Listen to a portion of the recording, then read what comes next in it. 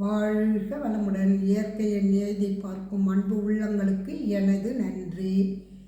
நம்ம கோயிலுக்கு போகிறோம். கோயிலுக்கு போனோடனே பிரகாரம் சுற்றுறீங்களா, திரும்பி அம்பாள்கிட்ட வந்து நில்லுங்க. ஈஸ்வரனோ பெருமாளோ அம்பாளோ எந்த கோயிலுக்கு போகிறீங்களோ அது உட்காந்து நல்லா கவனிங்க. அந்த விக்கிரகத்தை அலங்காரத்தை பாருங்கள். பார்க்கும்போது ஏற்கனவே நீங்கள் பேச வந்துருக்கீங்களா, அந்த அலை வந்து அந்த சிலை மேலே படும். அப்போ அதனோட பிரதிபலிப்பு உங்களுக்கு கிடைக்கும். அப்போ நீங்கள் எப்படி இருக்கணும், அந்த ரசிக்கணும் உட்காந்து. 66 கலையில் இதுவும் ஒரு கலை தானே, ரசிக்கிறதுன்றதும் ஒரு கலை தான். அதனால் அதை நீங்கள் இது பண்ணி பாருங்கள். அதை ரசித்து உட்காந்து மனசு ஒருநிலைப்பட்டு தான் இல்லையான்னு பாருங்கள். அந்த வாசனை ஸ்மெல்லு எப்படி இருக்கும், மலர்களோட வாசனை, அந்த அலங்காரம் எப்படி பண்ணியிருப்பாங்க, அதெல்லாம் கொஞ்சம் அவங்க எப்படி பண்ணியிருப்பாங்க, நான் கூட இப்படி பண்ணலாமான்ற ஒரு எண்ணம் வந்து வரும். அப்போ அதெல்லாம் நீங்கள் வச்சு சாமியை நல்லா கும்பிட்டுட்டு வரீங்க. சரிங்க, நீங்கள் சொல்கிறீங்க நாங்கள் போகிறோம் கோயிலுக்கு எல்லாம் செய்கிறோம், என்னால் முடியல, எங்கள் பாட்டி ஒத்துருக்காங்க, அவங்க போக முடியலன்னாங்க, அவங்களுக்கு என்ன சொல்ல நான் அப்படின்னு கேட்குறீங்களா, அதுக்கு சொல்கிறேன். சரி, உங்கள் அந்த பாட்டியெல்லாம் முடியல, வெளியே போக முடியலையா, சரி ஒரு பூ வாங்கி வச்சுக்கோங்க.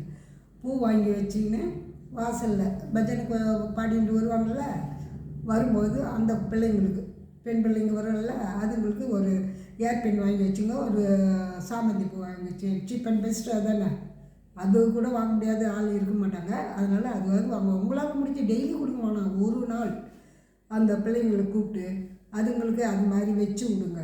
பூ வச்சு ஏர்பென் வச்சுருந்தா அழகாக அதுங்களுக்கு என்ன உங்களுக்கு கற்பனையில் எப்படி தோணுதோ அது மாதிரி வச்சு அனுப்புங்க. அப்போ அவங்க அந்த குழந்தை எவ்வளோ சந்தோஷப்படும் தெரியுமா. அதுக்கு வந்து ஈடு இணையே கிடையாதுங்க. நீங்கள் கோயிலுக்கு போனோன்னா அந்த இது வந்து அம்பாள் வந்து உனக்கு அந்த உருவில் வந்து வருவான்னு நீங்கள் கொடுக்குறீங்க. எல்லாமே சொல்லுவாங்கள்ல, எதனா ஒன்று நடந்தால் இப்போ ஆண்ட மாதிரி நீ இந்த உருவில் வந்து என்னை காப்பாற்றினாங்கன்னு சொல்கிறீங்கள, அதுக்கும் இதுவும் ஒன்று தான். நீங்கள் செய்யும்போது இயற்கை என்ன பண்ணணும், ஆண்டவன் மேலே வந்து பார்த்துட்டு இருப்பான்ல, சரி இந்த பாட்டியை வாங்கி வச்சுஷா, சரி நம்ம போய் இது பண்ணுவோம் அப்படின்னு சொல்லிட்டு யாரையாவது உங்களுக்கு அனுப்பும். அப்போ நீங்கள் அதை செஞ்சு பாருங்கள். அது எப்படின்றது ஒன்றும் இல்லைங்க, ஒரு கருப்பு பிட்டு வீட்டில் இருந்ததுன்னு வச்சுங்க, அதை வந்து ரெண்டாக மடித்து நீட்டாக மிஷினில் இருந்தால் கையில் தைச்சிக்கங்க. தைச்சிட்டு அதை திருப்பிட்டிங்கன்னா பட்டையாக வருதா, அந்த பட்டையில் ஒவ்வொரு சாமந்தியாக, ஒரு சாமந்தி ஒரு ரோஜா, இல்லை சாமந்தியே வா, சரி எல்லாம் சாமந்தியே ஒரு முழத்து கணக்கு எடுத்துங்க. ஒரு முழத்து கட் பண்ணிவிட்டு அதை மடித்து நீட்டாக ஓட்டிட்டுனா திருப்பினீங்கன்னு வச்சுக்கா, பிசர்லாம் உள்ளே போயிடும். அப்போ அந்த நீட்டை வச்சு உங்களுக்கு எவ்வளோ, முதல்ல ஒரு முழம் தைச்சி பாருங்கள் எப்படி இதுன்னு. அப்போ அதில் என்ன பண்ணுறீங்க, ஒரு சாமந்தி ஒன்று வைக்கிறீங்களா, ஊசியில் ஒரு குத்து குத்துங்க. அதேமாரி அடுத்த ஒரு சாமந்தி லைனாக பக்கத்தில் வச்சுருங்களா, வச்சுட்டு அதுக்கு மேலே என்ன பண்ணுறீங்க, குங்குமம் வச்சு அந்த நடுப்புற சாமந்திக்கோட நடுப்புற, அப்படின்னா மஞ்சள் குங்குமம் மாதிரி வந்து இந்த கலரு அதை வச்சு தைக்கிறீங்க.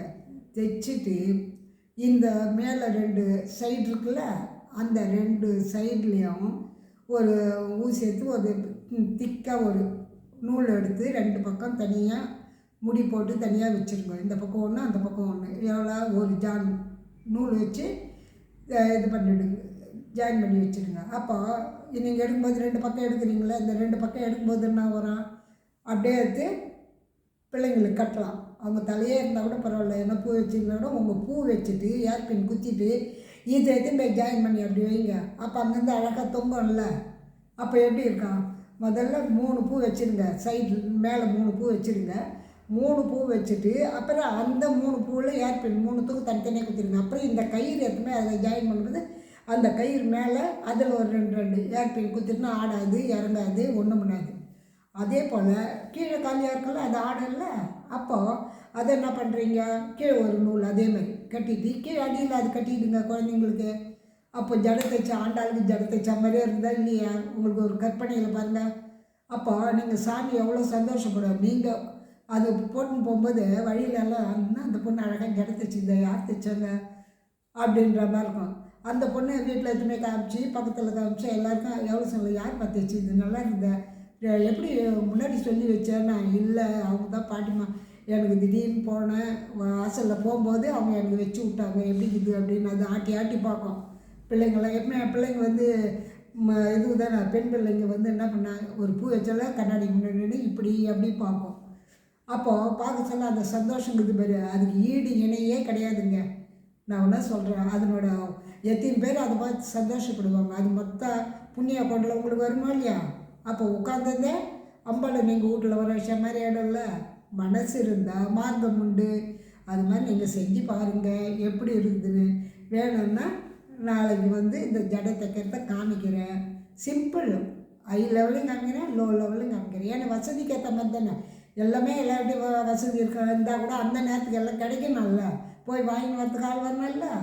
அதனால் வீட்டில் இருக்கிறத வச்சு செய்ய வேண்டியது நாளைக்கு காண்பிக்கிறேன். வாழ்க வளமுடன்.